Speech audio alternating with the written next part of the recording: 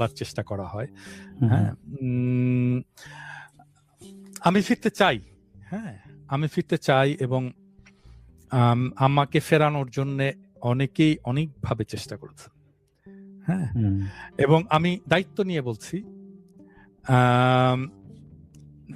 মানে এমন ধরেন রাষ্ট্রের প্রধান নির্বাহী প্রফেসর ইউনূসকে বলা হয়েছিল, একাধিক জন বলেছে যে পিনাকিকে, এবং উনি চাইলে এটা 1 ঘন্টার মধ্যে হয়ে যেত, পিনাকিকে ফেরত নিয়ে আসার ব্যবস্থা। খুবই দায়িত্বপ্রাপ্ত মানুষ, আমি নাম বলছি না তাদের কারোই, কিন্তু আপনি ধরে নিতে পারেন যে ধরেন বাংলাদেশে যদি আপনি 10 জন খুবই গুরুত্বপূর্ণ মানুষের কথা চিন্তা করেন, এরকম 10 জন গুরুত্বপূর্ণ মানুষের মধ্যে অনেকেই আমার কথা বলেছে প্রফেসর ইউনূসকে সরাসরি, এবং আমি তাদের মধ্যেই কারো কাছে থেকে ফিডব্যাক পেয়েছি। আমার কথা যখনই প্রফেসর ইউনূসকে বলা হয় উনি দার্শনিক হয়ে যান, আকাশের দিকে তাকায় থাকেন আর কি।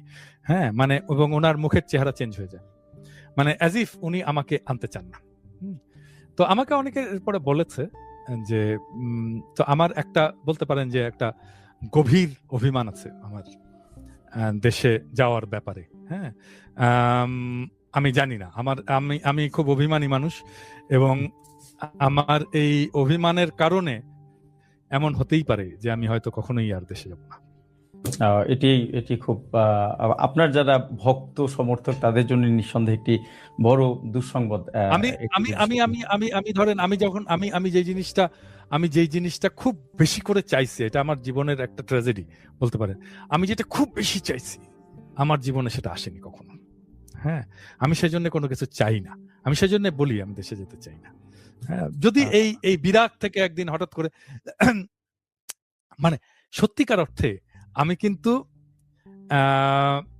আমি যখন কর্পোরেট জব করতাম আর কি, তখন আমি ওভারসিজ পোস্টিং চাইতাম, এবং আমি চাইতাম যে প্যারিসে আমি যাব, আমার পোস্টিং হবে প্যারিসে। হ্যাঁ, এটা আমার উচ্চাশা ছিল বলতে পারেন ওই সময়, কম বয়সে আর কি। তো সেটা কিন্তু তখন হয়নি। তারপরে আমি যখন চাইনি, আমি যখন আসতেই চাইনি, তখন আমাকে এসে খোদা তাআলা প্যারিসে এসে আমাকে থিতু করে দিলেন।